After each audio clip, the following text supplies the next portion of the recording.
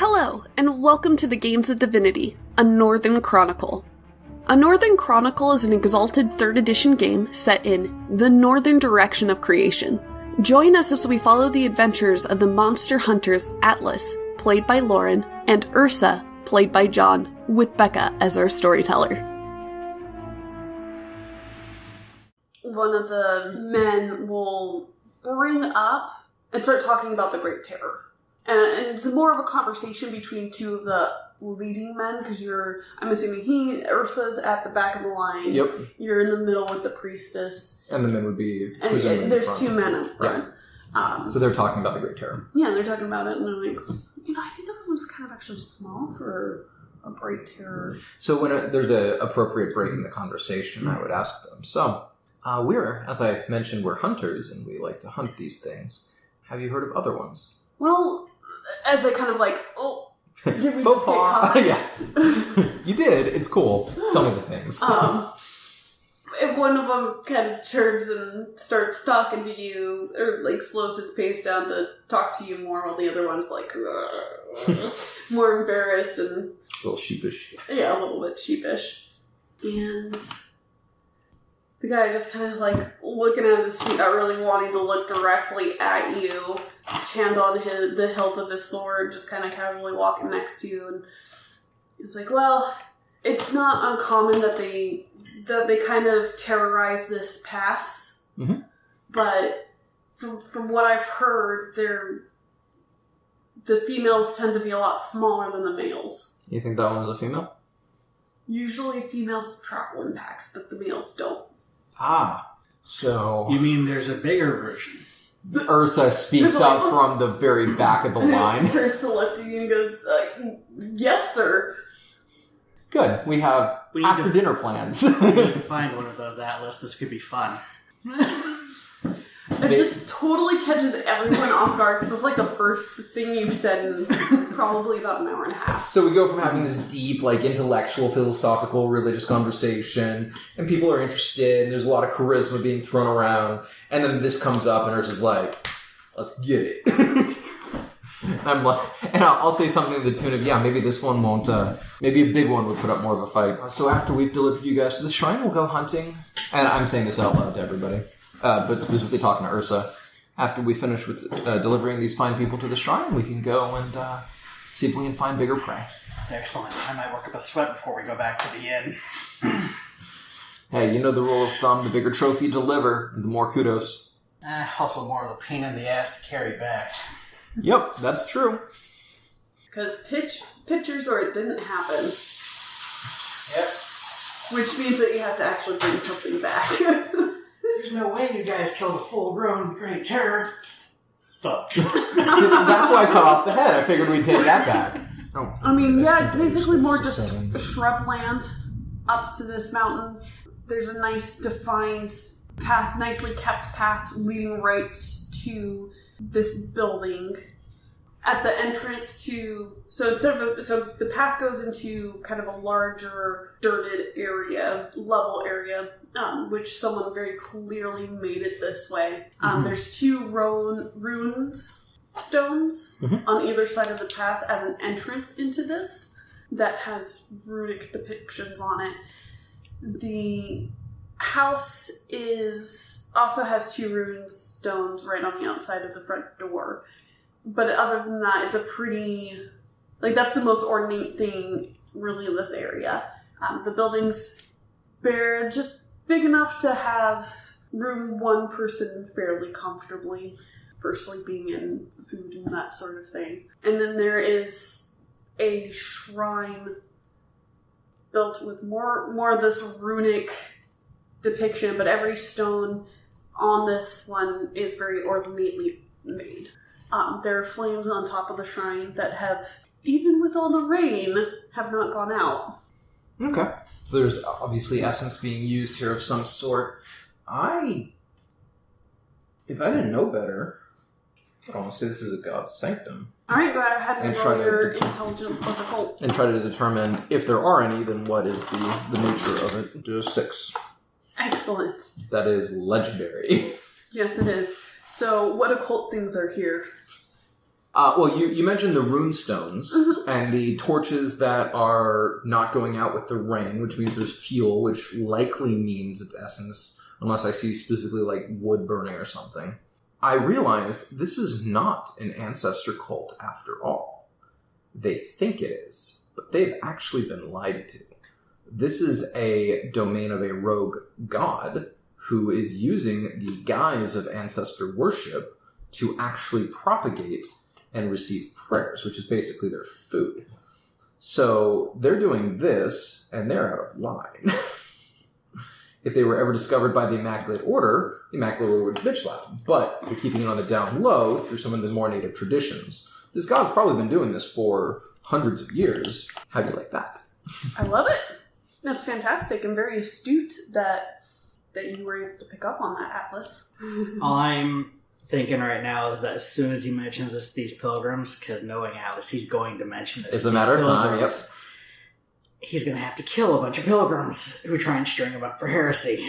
So as we're talking, as we're standing outside, I will say, this is where you usually pray to your ancestors, yes? The priestess nods.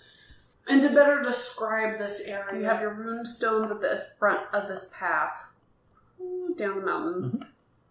And then it opens up to a large square-like flat area that's been carved. This small house is in one area with its own rune stones in front of it, like described. And then the shrine is right there, at where the mountain meets the cleared out area. There are rune stones lining, because it's like a small ledge that they've literally like cut out a chunk of the mountainside.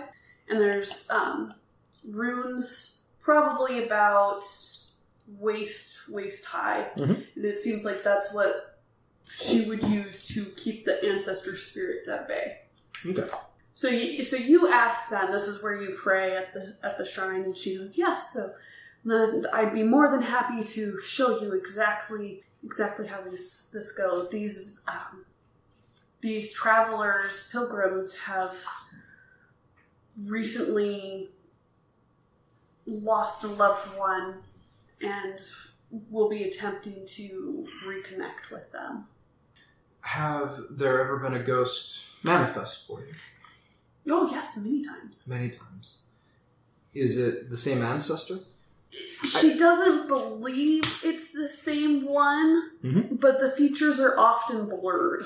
So, and I gauge her a little bit and try to figure out, all right, so based on what she's told me, I'm presuming that it will manifest if it chooses to, and then we'll speak to them or they can interact with it or whatever, and they will in turn provide it with prayers. So I'm actually cool with letting them proceed. The priestess begins, and she starts directing the people to stand slightly behind her at the shrine and get down on their knees and begin to pray. As she kneels down at the shrine itself, again bringing up the fingertips of her to her forehead, and begins to speak in Old Realm would be appropriate? Old Realm would be very appropriate talking to a god. Okay. The fact that she knows Old Realm is impressive. I do know Old Realm as well, so I could converse with her in it, but this is probably the first time I've heard her talk it. So you listen to her speaking in Old Realm, saying these prayers, and you realize the fallacies. She doesn't know Old Realm. She's speaking prayers she doesn't understand. Yes, got it. That one. Very, very astute, Mr. Atlas. And just out of curiosity, where are you guys stationing yourselves? So they're on their knees, basically up here praying before this one? Or? Yeah, so she's at the shrine. Okay. And then she has directed them to basically line up behind on their knees in the mud. I think we're standing behind them. And okay. I mutter very quietly to Ursa. How do you feel like putting down false gods today? Explain. This is all a pretense. The people don't know it. But the signs are here. This is not a Shadowland. This is probably a god's sanctum. And you convince them, I'll do it. Otherwise, they're going to get awful pissed. The spirit will materialize, and I'm going to call it out. not. The people will not respond because it's not heresy, because they would presume that if I am defying the spirits will destroy me. They'll be proven to be false. The last thing you want to do is engage with two very angry patrons. She seems to be wrapping up the prayer. And nothing's materializing yet? And that's okay. Not currently, no. Okay. But it seems to be coming to a head. Okay. So I basically patiently listen to her flawed old realm. Okay. So you say that to Ursa quickly and... Quietly. And then she ends the prayer. It takes a moment. She stays there, not moving after she finishes her prayer. And it's all of a sudden it was just this slow blue, almost, like the Force, how they have that bluish glow to them that seems to manifest. And it's exactly that she describes. You can see that it's probably a man, but any distinctive features of it are blurred. Ghostly. And that's when she raises her head and mentions back to them to lift up their prayers to this spirit. So in Old Realm, I will pray. I'm not bowing my head or anything. I'm directly addressing it in Old Realm. Identify yourself. It seems to become angered with the priest, accusing her of bringing back the Immaculate Order. Speak not to her, I say very loudly in Sky Tongue. Speak to me. I am not a member of the Immaculate Order. You will identify yourself. It doesn't want to. No. It will become angered with you. Oh, I'm completely fair. Declare yourself, and I will declare myself, I will say in Old Realm. I am the ancestor spirit Azash. This is not a Shadowland, and you are not an ancestor spirit. You are a god. Identify yourself. At this point, the people are starting to look around confused, and the priestess has, a very confused look on her face, almost to the point of... I assume both me and him are only conversing in Old Realm, and that the rest of the people are still confused. Yeah, they're still confused. Really confused. She doesn't seem to understand what you were saying. Exactly. You come to my home and threaten me? I've not threatened you yet. There is still time in the day. Identify yourself. You are no spirit. You are no ghost. This is your sanctum. So in Old Rome still, which do you speak? I haven't taken any additional dots for languages, so no. Yeah. You can buy it for 3 XP. He speaks the language of the realm, that's about it. Wait. Or the language of the north. Okay. Skytongue. Skytongue. Well, because I was going to say, we're going to be dealing with Skytongue majority of the time. Yeah. Kind of, if you could see his face, he'd be gritting it for a moment, and then I'm Dina, god of the mountain.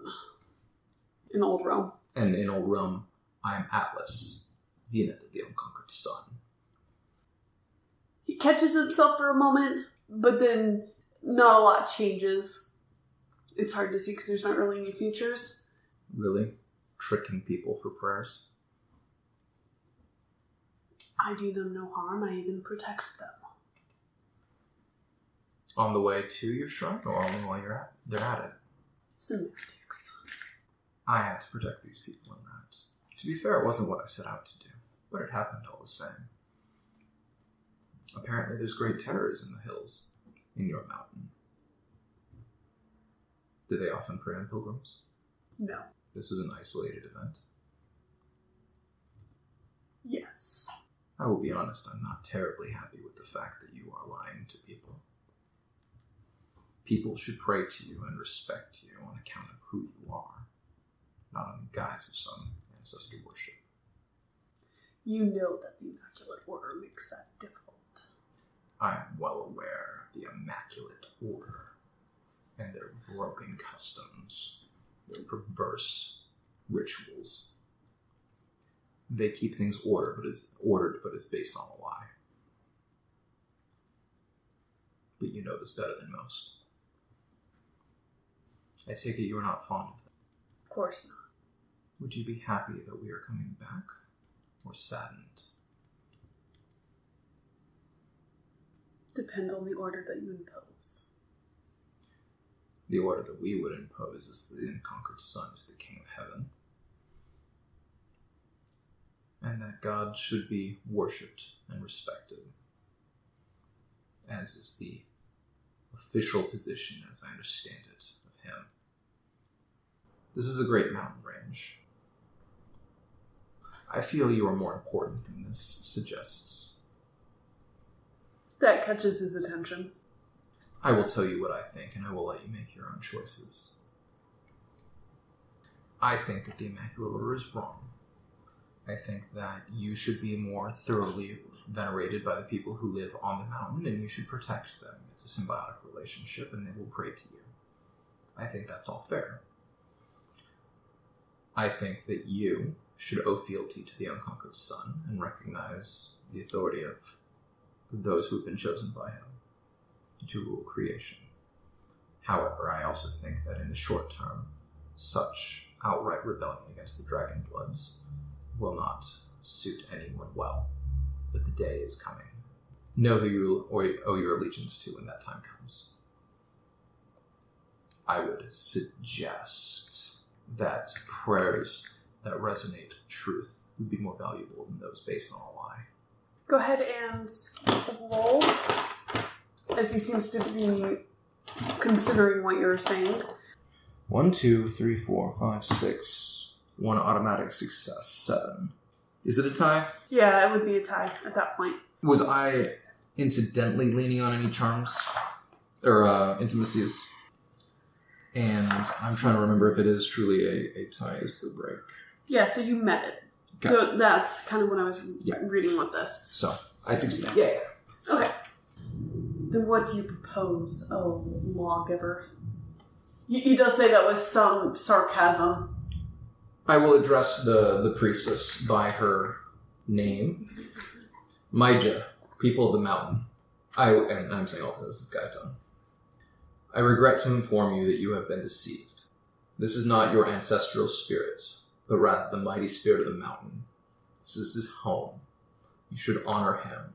He will protect you if you dwell within its heights, but it is not a spirit from the past.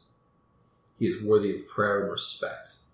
Especially the men get up in anger and begin to turn around and look at you and him, and then they see him and they go, oh yeah, I don't want to fight that.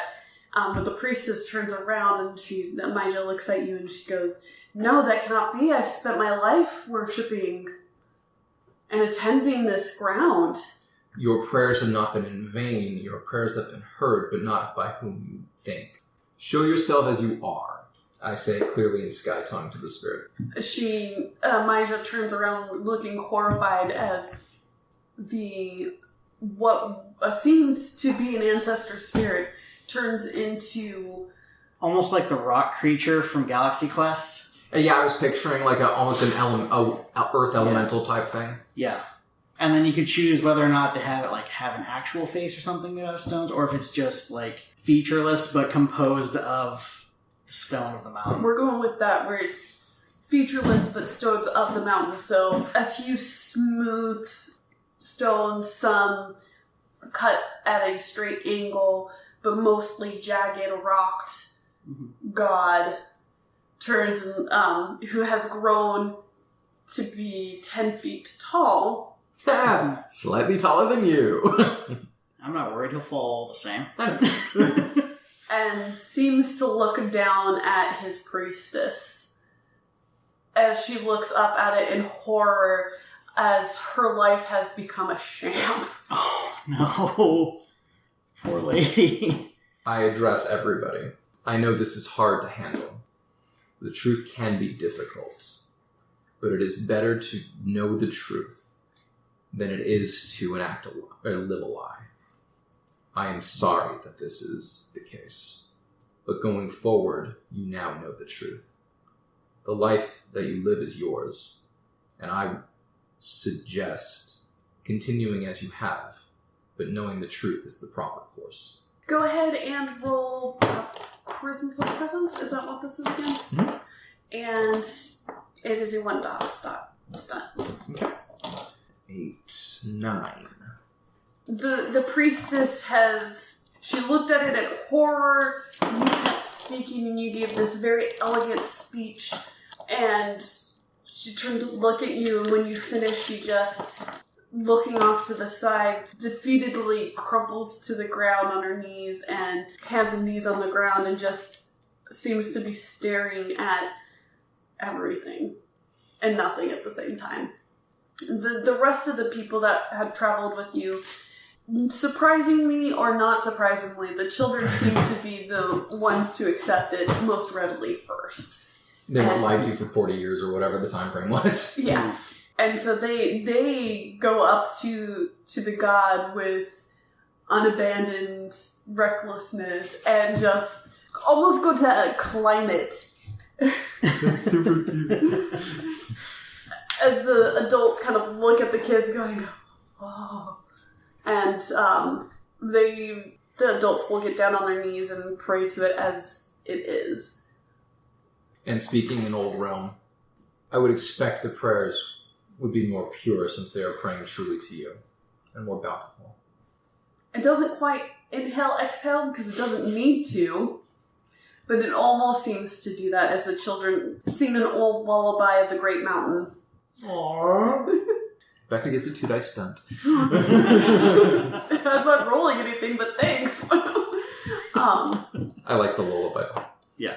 And then the god of the mountain will say in Sky tongue, we will go back to the arrangement of our ages long past.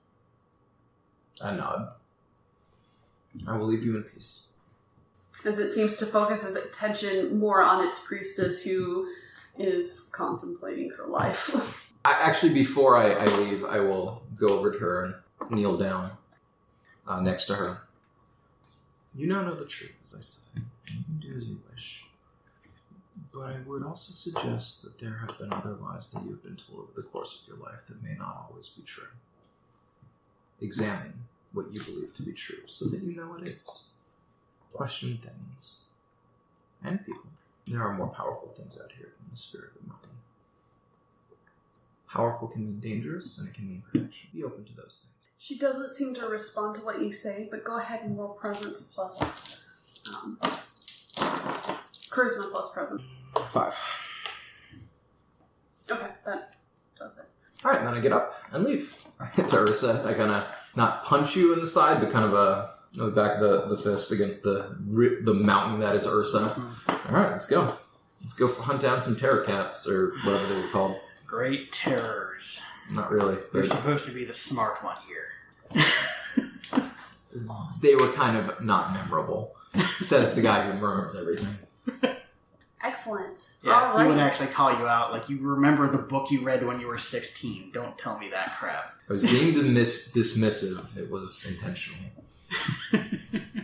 Alright, so how are you guys going to go about looking for a giant great terror? Survival. I was a hunter. We look for tracks. Excellent.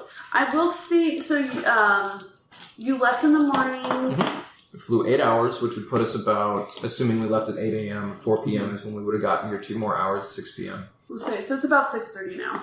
With it being the north, and you guys probably about have, I'm being generous here, about an hour and a half before... Of daylight. If daylight. And then we'll have sometimes at twilight, and then it'll be dark. Mm-hmm. Okay. So, do we want to find someplace to camp for the night, or...? No. I would take it as a personal insult if you couldn't find a giant creature within the next hour. They're easy to see. I'm less hesitant to pitch you down the mountain because I know you'll survive. I thought about jumping off. Keep that off. in mind. I thought about jumping off the mountain to see it, because I figured it's going to be faster to get down that way. So, logically speaking, if there was a female great terror in these mountains, I assume they're not that common of a creature. The females were the small ones. Great ones. terror. Right. Then I'm assuming the male, if there was one around, would have been its mate. So they probably would have tracked back to a similar location at some point. So essentially, I'm going to attempt to backtrack the path of the Great Terror we encountered. I think that description warrants a stunt. Oh, it certainly does. I'm just trying to decide if I like your line of reasoning, and I appreciate how well thought you did that, so that we're making it a 2 Points. 2-point stunt. Alright. I think I know exactly where this thing is. 7 successes. Sorry. Fine. Your skill is beyond legendary. You even remember kind of where you guys first spotted this thing. So you, I'm assuming, resummon your goddess? As we get further away from the shrine. Buzz and Roach, just a clear... Hey, look, a rainbow! Oh, no, it's a wasp. A rainbow wasp. Yeah. As a clear pop back into this reality. You guys hop on and head back over to there where you easily find where you left the head of the Great Terror. Mm-hmm. And then we track from there. Mm-hmm. Probably from the air to make it go faster. Yeah, that's fine. You guys can basically... You remember you follow up there the path where there was the pack of 5 and where you first saw them, and you go to figure out where the lair is. You continue up the mountain. You just realized the wolves weren't wolves, they were Great Terror pups. Sure. I mean, that makes sense to me. Yeah. That makes a lot of As a sense. character, I feel bad now. We didn't kill any of the small ones. We just killed the mummy. No, instead I threw the mom into its pups, Oh, yeah. murdered their mom in front of it, and you stabbed one. And now you're coming back to complete the job. I know, now we're coming back to kill the dad. I technically did not even draw blood. It was a flesh wound because withering damage. Yeah. I did draw blood on the other one. That's a different matter. In character, Ursa doesn't matter. He subscribes to the law of the jungle. Right. Like, out of character. I'm having some hesitations here. You get up you're flying up the tracks, and you kind of see where a wild game path is, and it leads up to kind of a ledge that goes back for a ways, and then continues to go up the mountain. And on this ledge area, you realize there's a cave. Alright, let's do this. Okay. So we fly up to the cave entrance, boldly hop off the agatas. I tell them to hang loose so they don't have to dematerialize. And inside this cave that you have recently shown yourself, it's dark further back, and in the darkness you hear a bit of a rustle as something seems to be getting up, and you see orange eyes that are glowing, but that seems to be all that you see. How long did it take us to find this thing? Half an hour. Okay. So we're up on this ledge. Yep. How far down is the drop? I like your thinking. I'm asking for a friend. That's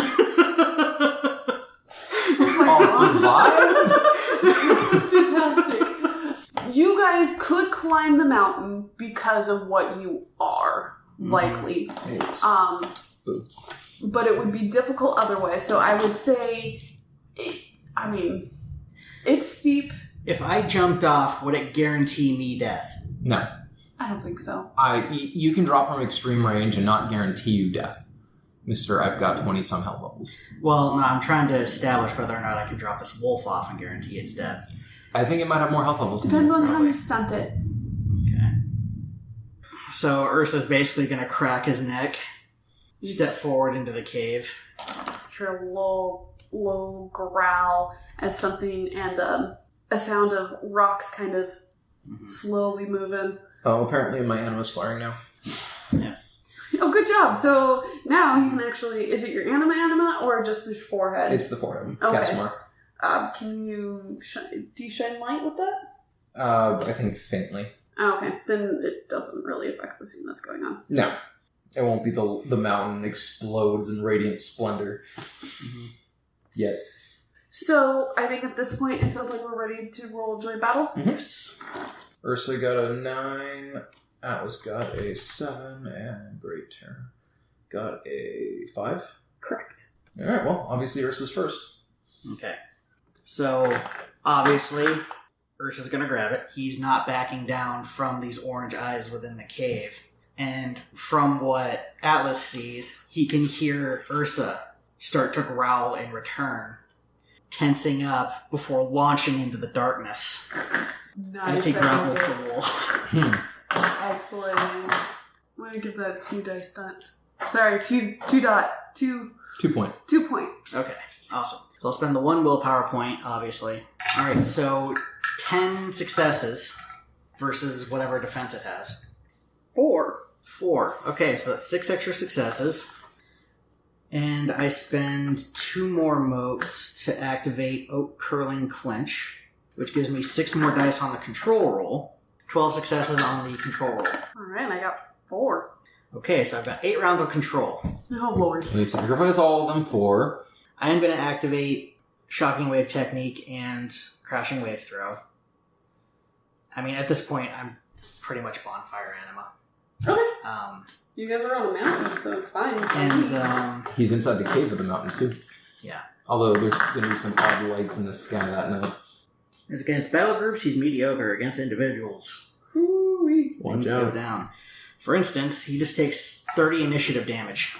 Good Well, Lord. you crash it, so you go up 35. And I'm at 36 now. Or, no, wait. 41. I'm at 41. You said 30 damage? Yes. Sorry, 30 damage. Okay, so he's at negative 25. Oh my gosh. Okay, my turn. Yeah, it is your turn. And he's at the entrance of the cave. Hey, that's convenient. I basically, after activating my thing and my anima boots up, I'm like, you know what, Ursa? I'm going to cede this fight to you. I feel like it's appropriate. You didn't get to kill the last one, so go nuts. I cede the spotlight to the Dawncast. Yep, and then the camera turns back to the glowing light within the cave. And it's the Great Terror's turn. Appreciated. How do you have the Great Terror gripped? Oh, I don't have a grip You let go. anymore. I threw it. You threw it, and now it's at the Entrance of the cave, exactly. Oh gosh. Oh gosh. So now I'm in the cave and it's staring me down. Yeah, it is. And it's mad. It's very clearly bigger than the last one. The last one being about 12 feet tall Yeah. and about 16 feet long. Mm-hmm. This one's easily 15 feet tall. Mm-hmm. Seems to almost be an abnormal among the Great Terrors. Oh boy, you just pissed it off. Good job. Proud of you. Fortunately, it doesn't have a pack of wolves to give it automatic successes on the attack. Oh no. No, it doesn't. And it can't decisively attack me until it comes out of Crash, which ain't happening. Exactly. Yeah, it really isn't. So, you threw it and it did that sliding, like, down on all fours as it slides across the entrance of the cave. And then it gets up, gears, and just belts straight for you, cinematically attempting to go for your jugular. And a claw attack, just try to take you out that way. And my attempt to parry is, since it's going for the jugular, I bring both my gauntlets up, dig my fingers in under its jaw, and try and jerk its head up at the last second. Gotcha. Nice. Yeah, I guess the thing it's really trying to go for is just to try to pin you down on the ground. Oh, I got 8. Okay. So succeeds by 3. Haha! 3. 3. I'm down to 38 initiative. Oh A mighty blow indeed.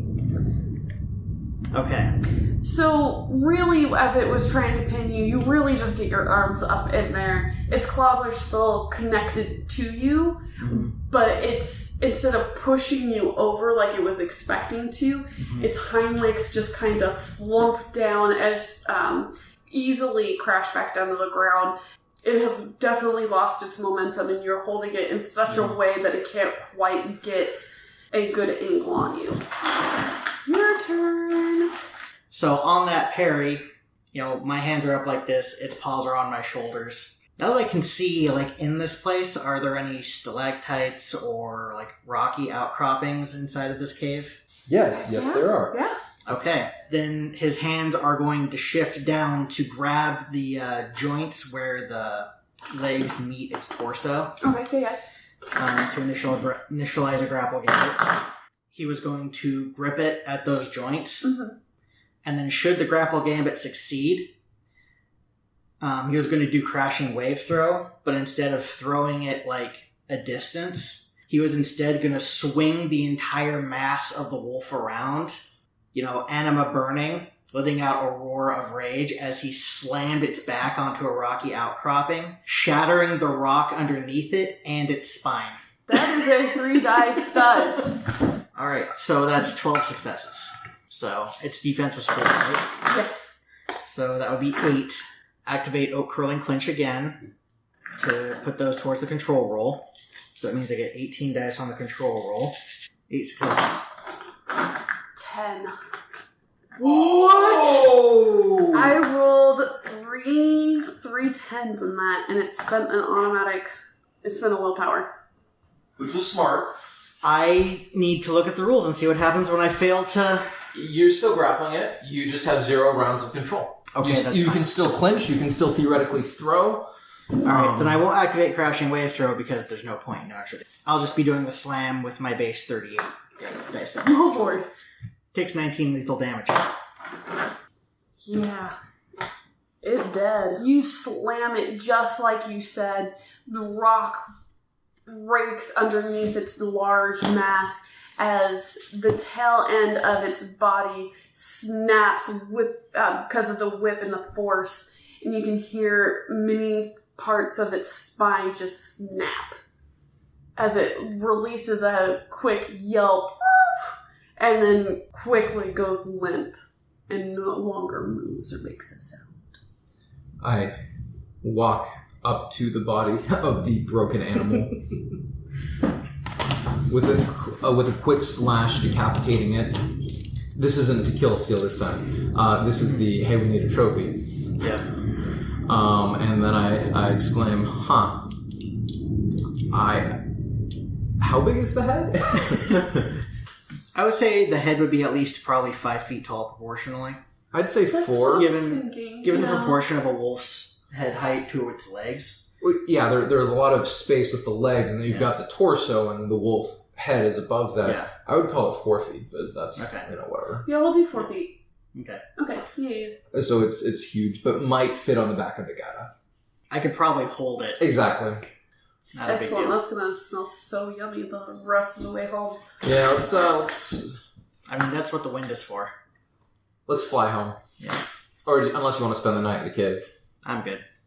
Similar to the other great terror, the greatest terror. Its pelt really isn't going to give you anything. Yeah, I'm not going to salvage anything from it. You realize that its meat would be just stringy and probably not taste very good. Yeah, So probably super gamey. While it's an oppressive beast, really the only thing that I would say worth trying to take something Is the from. trophy. Trophy teeth in the head. I was gonna say teeth, like fangs for you to keep if that's what you wanted to do, but that kind of ruins the trophy. Yeah. So let's hop on our wasps. I'll fly down and grab the other one. We'll get some sharpened sticks. Go to the tavern, come in late, go to sleep, wake up the next morning to the shock and awe of the 2 trophies' heads that are in the middle of town. Well, I'm sure we can find a preservationist in town to mount to stuff and mount them so that we can actually give them to Brigitte as a gift. Yep, I was Have thinking her the hang same those thing, up in actually. her tavern, Yep. and then if anybody gets too rowdy, just say that she knows the guy who did that. Exactly. That's exactly what I was thinking, too. I love it. Bridget. Alright, I'm gonna have to remember Bridget. If we did form a permanent base, we'd probably start here. Just saying.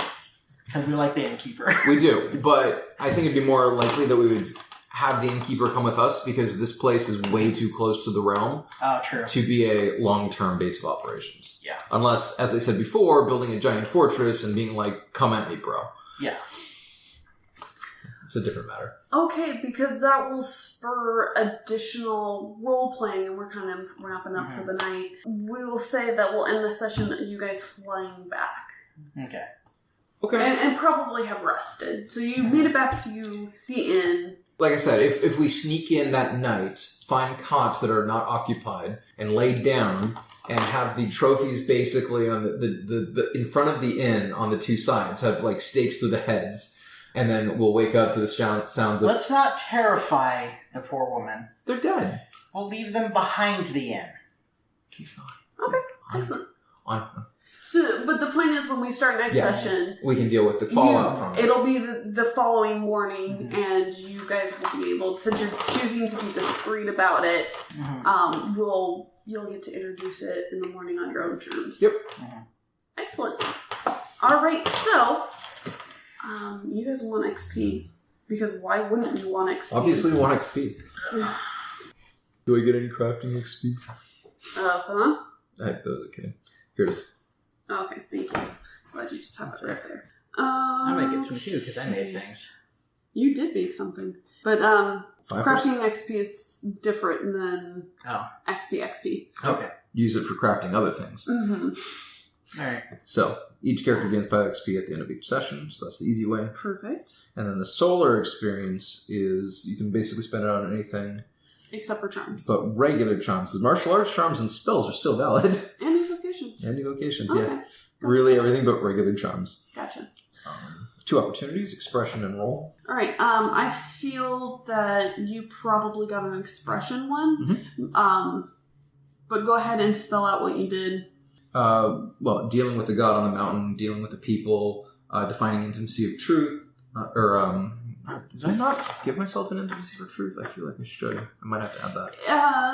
Because you're defining, one of your defining ones is, because your limit being never lie. It makes sense to be positively inclined towards it as well as... Yeah. So I'll add that. But, so that,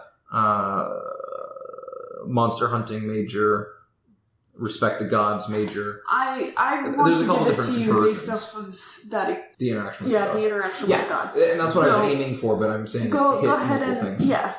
you get 2 XP for that, solar XP, and then so we'll do this based off expression bonus. So was Ursa significantly challenged, endangered, or harmed in the course of protecting or upholding major defending intimacy?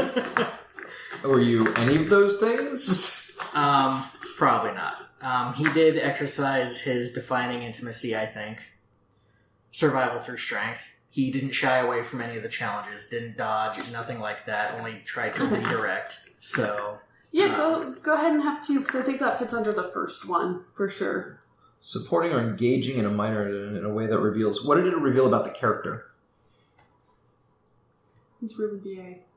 It's the first session. Yeah, no. Oh, I'm not arguing should get or shouldn't get, but I'm like, do the homework. What did it reveal about the character? He's BA. Okay, fine.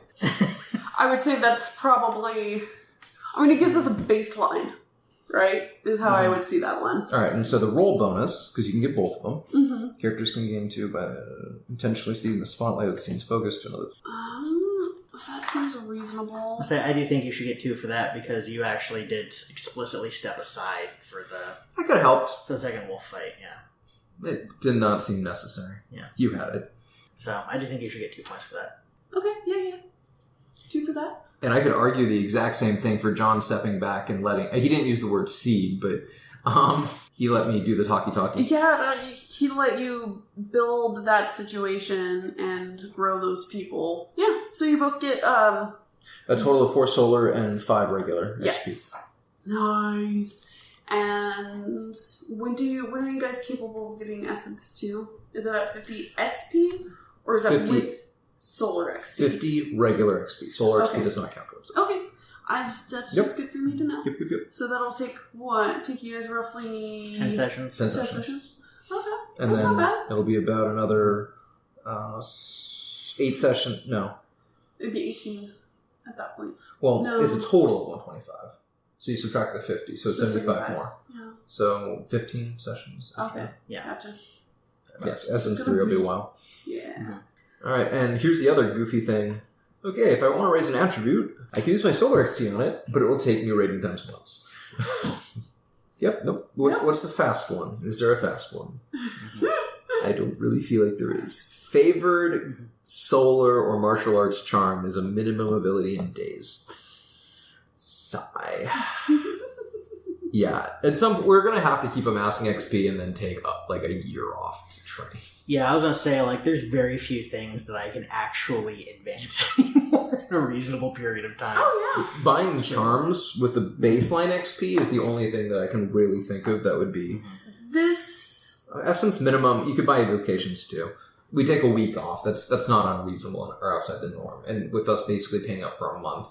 And me having 5 months worth of change in my pocket. We should define how many dinars we respectively have. Because apparently it was relevant. Apparently I had 10 and now I have 15. With your monster hunting, I'm cool saying you started the game roughly with 50 each.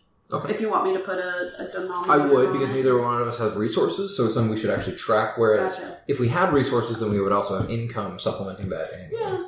I mean, between all the monster hunting that you guys have done recently, Mm-hmm. I feel like that makes sense to me. Yeah. Okay. And, I mean, it makes sense that we got bored at the other town or had no more work because look how quickly we cleared out that mountain. Plus one more thing we didn't even know was going on. Yeah. Which to me is much more significant. But Yeah, that was a day trip to us. yeah, exactly. That was literally a day trip. And Yeah. fog sharks, there's still fog sharks out there. Mm-hmm. On top of, any other social interactions that I'm going to be building for next time.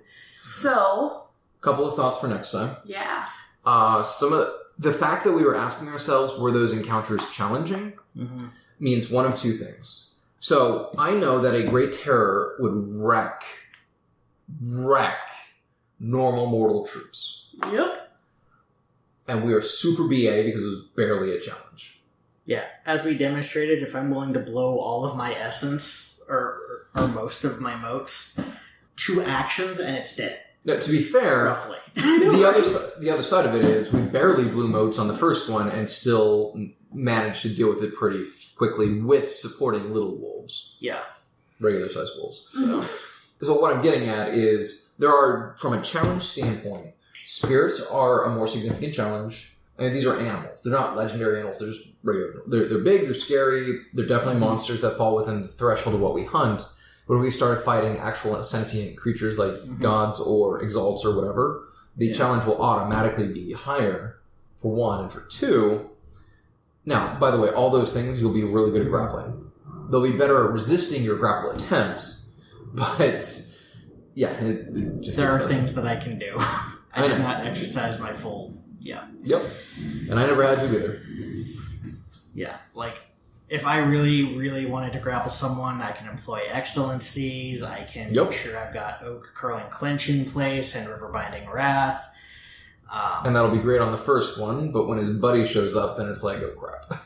But that's what I'm for. Like I said, that's what you're for. You're to help me bide my time until I get enough motes back to do that again. Nice. Does that count as heating the spotlight? I'll let you munch. I let this guy munch on me long enough for him to get ready. To be fair, though, like, I could still help out by boxing them with the Smash Fist. Oh, of course. Especially since it was demonstrated that this plate was possibly the best life choice I've made in a while. Like, it helps protect against the withering stuff. The hardness makes a lot of Decisive, attacks. basically useless. A lot Now, of decisive. the one other thing to consider about the plate, these things did not have an overwhelming value, Mhm. and Exalt with a Diclave, I, for example, if I try to hit you, Mhm. if I don't do enough damage to get through your armor, my minimum is 5. Mhm. And, yeah, for the withering, yes. Yeah, for withering. Yeah. And obviously I'm not going to, if I know what your hardness is, then I'm not going to bother attacking you with an initiative attack unless I know that I exceed that, so Yeah. it's a different... And I've also still got Overwhelming with the Smash Fists, too. So... Right. Artifacts have overwhelming. Yeah. That's my point, is Exalts have, or in a lot of spirits I think have it too, an overwhelming value gives you more than 1 as the minimum damage. Mhm. So, stuff. And then battle groups, like I said, are different as well. You're only super proficient at fighting battle groups, not ultimately proficient. So, More challenge. but thought, anyways, Yeah. kind of digressed from what we were talking about. Thoughts for next time. Right. So, obviously dealing with the town and what's going on with that. It would be kind of cool to hear about what happens with the pilgrims, and that doesn't need to be next session, just eventually. Yeah. Because I feel like that was a pretty significant scene. Yeah, it very much was. Stuff like that's going to inspire me to take social charms instead of just excellencies. It's weird. More challenge for John. Yep. If we're going to be having combat, then something more challenging would be nice, just so that Ursa does feel like he's in peril at some point. What's funny is when, the bigger one, sure. Oh, you know what? He's got this. Like, anytime that's the case, it's like, I mean, it's good that I'm able to do that from a role standpoint, so you have the opportunity to shine, but the side effect of that is, obviously you don't need my help, which means obviously we're not really being threatened. I wanted to start us off pretty simple with that one, so... Again, great baseline, and this time I'm gonna go, okay, what am I gonna do? Let's up the ante. But, like, my hope is just do that every single session until I actually... I have 55 realize, I'm actually challenging you now. Yep. Excellent. So, and I've made Ursa really, really, really good at one thing. Yes, you have. So, which is throwing people around. Yep. I mean, if you're... ideally, the way that I see it, you'll eventually grow your character in other directions, too. Eventually, yes. But, I mean, for starting, this makes perfect sense and works for me. Yeah.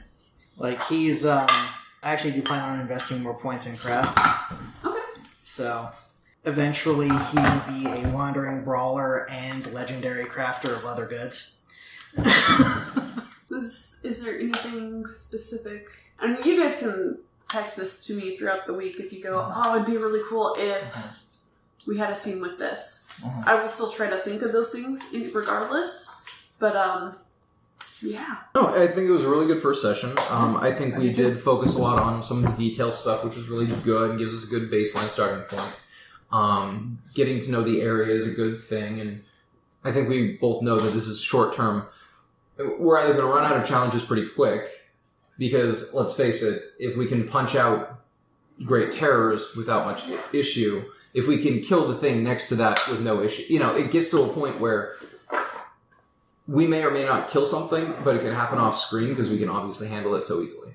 So once we figure out where that threshold is, then it's like, okay, well, if that stuff's trivial and not worth being on camera. And eventually we're going to get to the point where we're like, okay, there are no monsters left in the north. We've killed them all. To be fair, this area will be exhausted way before the north, but that's its own thing. I'm just saying, eventually, that's the wall we're going to hit. Yeah. And that's fine, which means then other kind you of guys prey. will have to grow your characters. Yeah. Oh I don't know if I want to grow no! Anyways, excellent. All right. Next time on Games of Divinity, a Northern Chronicle. You're gonna have a good time. Just enjoy it. Like, all Solar Exalted appear to be alcoholics, but that's because they have to start drinking at dawn and be drunk by dusk. I know, right? Oh, I know. It's a good thing nobody's spending willpower on this. I'm too lazy to keep track of that. Alright, and then you start getting people asking questions about how many people versus this. Do you have 5? Do you have 10? I don't think it matters, is my response. Technically, I would be willing to fight a battle group. That's how I'm treating it. Oh my god. I love you guys. This is great. Okay. Oh my gosh, I love this idea. It's terrible.